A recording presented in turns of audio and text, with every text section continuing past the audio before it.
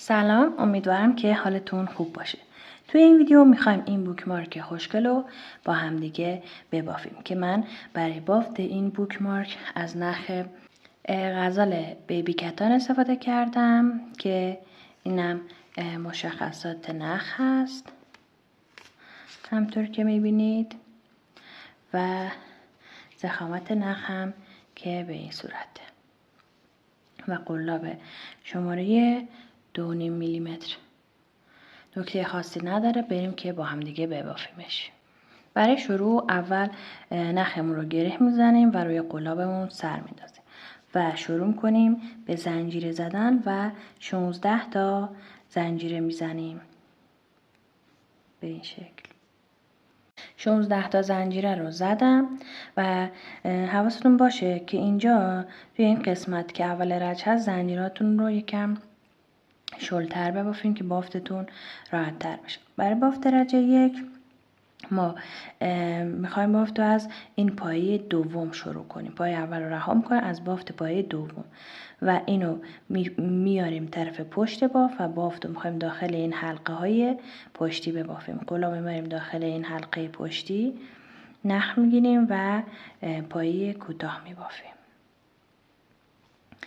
این بافت رو تکرار میکنیم تا آخر رج و ما باید 14 تا پایه رو به همین شکل داخلشون هر کدوم یک پایه کوتاه ببافیم. 14 تا پایه کوتاه رو بافتم. اینجا یه دونه زنجیره باقی میمونه. توی این زنجیره آخر میایم 2 تا پایه کوتاه میبافیم. به اصطلاح افزایشی میبافیم. این یک، اینم 2 و در مجموع پایه های ما میشه 16 تا پایه. یه دونه زنجیره میزنیم، کار رو برمیگردونیم برای بافت رج 2 و 14 تا پایه کوتاه میبافیم به این شکل.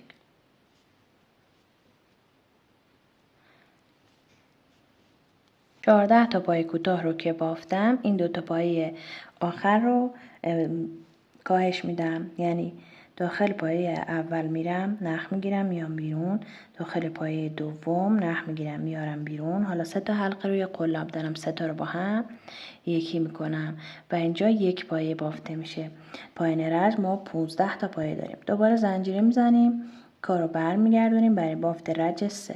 توی رج 3 ما اول رج کاهش داریم، یعنی 2 تا پایه رو با هم یکی میکنیم. داخل اولی میریم نخ میگیریم، داخل پایه دوم میریم از زیر هر 2 تا گندمی نخ میگیریم. حالا 3 تا حلقه روی قلاب رو با هم یکی میکنیم و اینجا 2 تا پایه تبدیل میشه به یک پایه و بعد 12 تا پایه کوتاه رو ثابت میبافیم، یعنی ما 12 تا پایه روی هر پایه یک پایه کوتاه میبافیم به این شکل. 12 تا پایه کوتاه که اینجا بافتم، پایه آخر رو افزایش میدم، داخل یک پایه 2 تا پایه کوتاه میبافم به این شکل، 1 و 2. پایین رج ما 15 تا پایه داریم. یه دونه زنجیره میزنیم، کارو برمیگردونیم برای بافت رج 4. 13 تا پایه رو اول ثابت میبافیم. از همین پایه اول شروع کنیم، روی هر پایه یک پایه کوتاه میبافیم تا 13 تا پایه. 13 تا پایه کوتاه رو که این قسمت بافتم، حالا اینجا ببینید 2 تا پایه باقی میمونه و کاهش میدیم این 2 تا پایه رو. از هر پایه یک نخ میگیریم و بعد حلقه روی قلاب رو با هم یکی میکنیم و 2 تا پایه رو تبدیل میکنیم به یک پایه. برای بافت رج 5 اینجا ما 3 تا زنجیره میزنیم، 1 2 3. حالا کار برمیگردونیم، از زنجیره دوم شروع به بافت میکنیم و 2 تا پایه کوتاه روی هر کدوم از این زنجیرها میزنیم. زنجیره اول یک پایه کوتاه، زنجیره دوم پایه کوتاه دوم. حالا اینجا 13 تا پایه کوتاه میبافیم، هر پایه یک پایه کوتاه داخلش میبافیم تا 13 تا پایه. 13 تا پایه رو که بافتیم، آخر رج یک پایه میبونه. این پایه رو افزایش میدیم، 2 تا پایه کوتاه، توی یک پایه میبافیم و پایان رج ما باید 17 تا پایه داشته باشیم. یه دونه زنجیره میزنیم، کار رو برمیگردونیم. برای بافت رج 6 ما شروع به بافت پایه کوتاه میکنیم. روی هر پایه یک پایه کوتاه میبافیم تا اینکه 16 تا پایه کوتاه بافته باشیم. 16 تا پایه کوتاه رو که بافتم، اینجا یه دونه پایه باقی میمونه که این پایه رو افزایش میدیم. 2 تا پایه توی یک پایه میبافیم. پایان رج 6 ما باید 18 تا پایه داشته باشیم. زنجیره میزنیم 2 تا و از پایه دوم شروع به باف کنیم. زنجیره دوم یک پایه کوتاه داخلش میبافیم. کار رو برمیگردونیم. رج 7 رو میخوایم ببافیم و از همون اول شروع به پایه کوتاه میکنیم، بافت پایه کوتاه میکنیم و 18 تا پایه کوتاه میبافیم. 18 تا پایه کوتاه رو که این قسمت بافتیم، ما پایان رج 7 باید 19 تا پایه داشته باشیم. یه دونه زنجیره میزنیم، کار رو برمیگردونیم. رج 8 17 تا پایه کوتاه میبافیم. از همون پایه اول شروع کنیم، روی هر پایه یک پایه کوتاه میبافیم تا اینکه 17 تا پایه کوتاه ببافیم. 17 تا پایه رو که بافتیم، پایان رج 2 تا پایه میمونه. این دوتا رو به صورت کاهشی میبافیم، یعنی دوتا رو با هم یکی میکنیم. از هر پایه یک نخ میگیریم، 3 حلقه روی قلاب رو با هم یکی میکنیم و در نهایت یک پایه داریم. پایان رج 8 ما باید 18 تا پایه داشته باشیم. زنجیره میزنیم، کار رو برمیگردونیم. رج 9 اول رج کاهش داریم، میایم 2 تا پایه رو با هم یکی میکنیم. بعد این قسمت 16 تا پایه کوتاه میبافیم تا آخر رج. 16 پایه رو که تا این آخر بافتم، پایان رج 9 من 17 تا پایه دارم. زنجیره میزنم، کار رو برمیگردونم. رج 10 دوباره اول رج ما کاهش داریم، 2 تا پایه رو با هم یکی میکنیم و بعد 12 تا پایه کوتاه این قسمت میبافیم. 12 پایه کوتاه رو که بافتیم، اینجا حالا یه دونه کاهش داریم، 2 تا پایه رو با هم یکی میکنیم به این شکل. بعد 2 تا زنجیره میزنیم. پایان رج 10 ما باید 14 تا پایه داشته باشیم. رج 11 ما اینجا روی این زنجیره دوم اول یه دونه پایه کوتاه میبافیم، کار رو برمیگردونیم و این قسمت 14 تا پایه کوتاه میبافیم که پایان رج 11 ما باید 15 تا پایه داشته باشیم. برای بافت رج 12 من اینجا یه دونه زنجیره میزنم، کار رو برمیگردونم. اول رج کاهش داریم، 2 تا پایه رو با هم یکی میکنیم و بعد این قسمت 12 تا پایه کوتاه میبافیم به این شکل. 12 تا پایه رو که بافتم، اینجا پایان رج یه دونه پایه میمونه که به صورت افزایشی میبافیمش، یعنی 2 تا پایه توی یک پایه میبافیم. این یک، اینم 2. بعد 2 تا زنجیره میزنیم. پایان رج 12 باید 15 تا پایه کوتاه داشته باشیم. برای بافت رج 13 ما اینجا این زنجیره دوم رو اول یه دونه پایه کوتاه روش میبافیم، کار رو برمیگردونیم. حالا این قسمت 13 تا پایه کوتاه میبافیم. از پایه اول شروع میکنیم و به ترتیب روی هر پایه یک پایه کوتاه میبافیم تا 13 تا پایه کوتاه. 13 پایه کوتاه رو که این قسمت بافتیم، پایان رج 2 تا پایه داریم که به صورت کاهشی میبافیم. 2 تا رو با هم یکی میکنیم. از هر پایه یه نخ میگیریم و در آخر همه رو با هم یکی میکنیم و 2 تا پایه تبدیل میشه به یک پایه. پایان رج 13 باید 15 تا پایه کوتاه داشته باشیم. اینجا یه دونه زنجیره میزنیم و نخ رو قیچی میکنیم و ببینید به این صورت گله لاله ما درست شده. حالا باید با رنگ دیگمون دور تا دورش رو ببافیم که این شکل رو در بیاریم. خب حالا برای بافت این قسمت ما اول میایم این رج وسطی که دقیقاً وسط بافت ما هست رو میایم از این اول نخ رو وارد میکنیم و پایه بس میزنیم. به این شکل نخ رو گره میزنیم، میذاریم روی قلاب و بعد قلاب ببینید این وسطه، از اولین پایه شروع می‌کنیم و از طرف پشت نخ رو میگیریم و میاریم از روی حلقه روی قلاب ردش میکنیم. حالا نخ ما پشت بافتمونه و از جلو قلاب رو پایه به پایه رد میکنیم، میبریم پشت بافت، این نخ رو میگیریم میاریم بیرون، از حلقه روی قلاب ردش میکنیم و به این شکل بست میزنیم روی بافتمون یا پایه شلال. ببینید قلاب از روی بافت میره طرف پشت، نخمون طرف پشت نخ رو میگیریم میاریم روی بافت و از روی حلقه روی قلاب ردش میکنیم و این بافت رو ادامه میدیم تا برسیم به میانه بافتمون.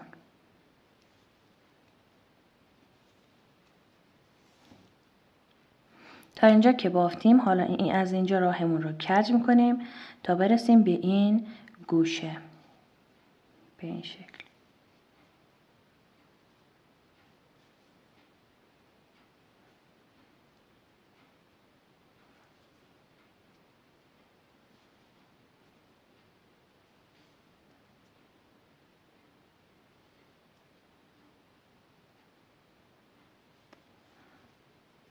خب حالا به اینجا که رسیدیم، حالا میایم دور تا دور بافت رو پایه کوتاه میبافیم به این شکل.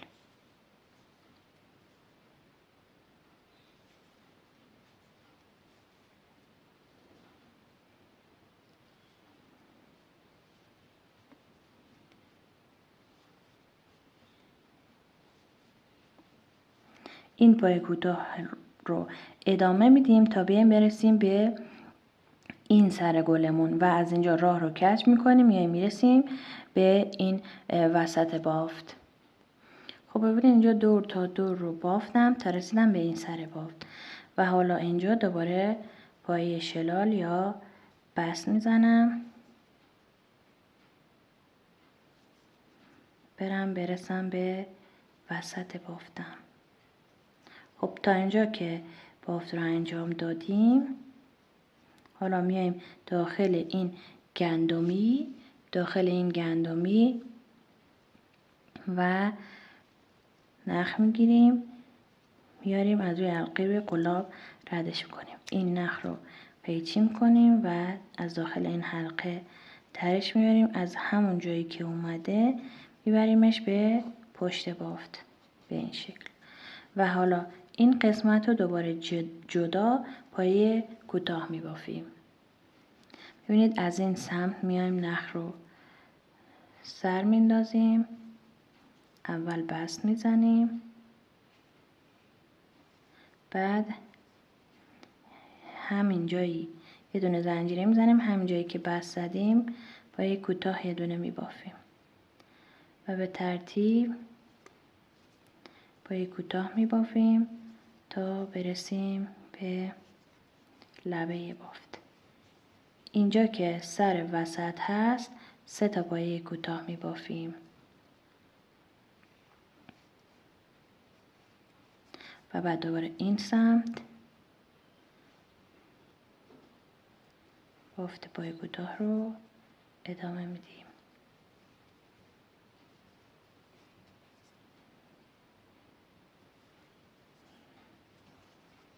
رسیدم به اینجا و یه دونه زنجیره میزنم و نخ رو قیچی میکنم به این شکل میشه. این از بافت گلمون. حالا میریم برای بافت این برگ ها که بافت دوتاشون یکی من یکیش رو میبافم، اون یکیش رو دیگه خودتون از روی بافت همی که توضیح میدم ببافید. اول نخ رو گره میزنم، روی قلاب سر میندازم و شروع میکنم به زنجیره زدن و 26 تا زنجیره میزنم. 26 تا زنجیره رو که بافتیم، از این زنجیره دوم میخوایم بافت رو شروع کنیم و داخل این حلقه های پشتی پایه اول رو بست میزنیم یا پایه شلال میزنیم. میریم داخل پایه نخ میگیریم، از روی حلقه روی قلاب ردش میکنیم. بعد 2 تا پایه کوتاه میبافیم. 1 2. بعد 4 تا پایه نیمه دوبل می بافیم. 1 نخ دور قلاب میریم زیر حلقه نخ میگیریم، 3 تا حلقه روی قلاب رو با هم یکی میکنیم. 2 تا پایه نیمه دوبل، 3 و 4. بعد این قسمت 11 تا پایه بلند میبافیم. نخ دور قلاب میره زیر حلقه نخ میگیریم میاریم بیرون، 2 تا 2 تا طی 2 مرحله حلقه های روی قلاب رو یکی میکنیم. به هم ترتیب 11 تا پایه بلند میبافیم. 11 تا پایه بلند رو که بافتیم دوباره این قسمت میایم 4 تا پایه نیمه دوبل میبافیم. 1 یا پایه متوسط، 2 3 4. بعد دوباره 2 تا پایه کوتاه، این سمت قرینه اول بافته. بعد در آخر هم یه دونه بست میزنیم یا پایه شلال. حالا کار رو برمیگردونیم این سمت بافت، هم کار که تا الان انجام میدادیم این سمت هم تکرار میکنیم. الان اینجا من میام روی همین اولین پایه دوباره بست میزنم، بعد 2 تا پایه کوتاه میبافم، 1 2. بعد دوباره اینجا 4 تا پایه نیمه دوبل. خب ببینیم من این بافت رو تکرار کردم. اینجا اول که یه دونه بست زدم، بعد 2 تا پایه کوتاه، 4 تا پایه نیمه دوبل یا پایه متوسط، 11 تا پایه دوبل یا پایه بلند، دوباره 4 تا پایه نیمه دوبل یا پایه متوسط، 2 تا پایه کوتاه، یه دونه بست هم این آخر زدم، یه دونه زنجیره میزنم و نخ رو قیچی میکنم. به این شکل این میشه برگ ما و برگ دوم رو هم به هم شکل میبافیم. این 2 تا نخ رو هم میاریم اینجا پشت بافت و ما بین پایه ها پنهانش میکنیم. برای بافتن ساقه ما اول میایم 60 تا زنجیره میزنیم. به این شکل نخ رو گره میزنیم، روی قلاب سر میندازیم و شروع کنیم به زنجیره زدن و 60 تا زنجیره میزنیم. 60 تا زنجیره رو که زدیم اینجا، حالا از همون پایه دوم شروع کنیم. اینجا پشت بافت داخل این حلقه پشتی و پایه کوتاه میبافیم. روی هر زنجیره یک پایه کوتاه میبافیم تا برسیم به آخر زنجیره ها. به این شکل. خب من تا آخرین زنجیره پای کوتاه رو بافتم. اینجا زنجیره آخر رو داخلش 3 تا پایه کوتاه می بافیم. 1 2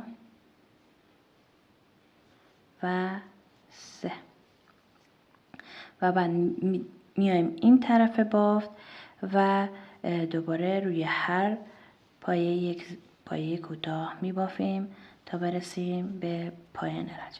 پایان رج که رسیدیم، توی آخرین پایه که اولین زنجیره ما بود که بافت رو شروع کردیم، 2 تا پایه کوتاه می بافیم که با پایه کوتاه اول رجمون بشه 3 تا پایه کوتاه که دو طرف بافت که یکی این طرفه یکی هم این طرف، ما 3 تا پایه کوتاه داشته باشیم.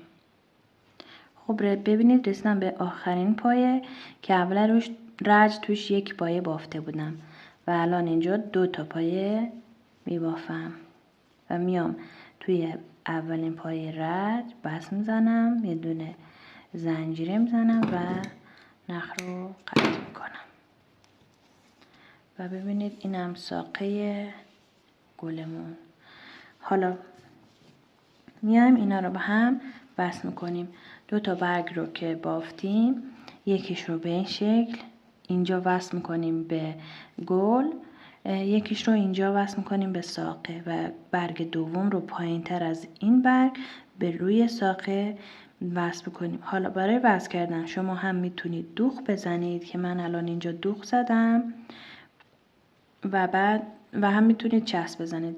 خود ساقه هم اینجا پشت گل وصل میکنیم که در نهایت این میشه بوکمارک ما. امیدوارم که این آموزش هم دوست داشته باشین. این دومین بوکمارک توی کانال آموزش رو دارم. بوکمارک اول هم آموزشش رو همینجا میذارم که اگه خواستین برید ببینید. موفق باشید. خدا نگهدار.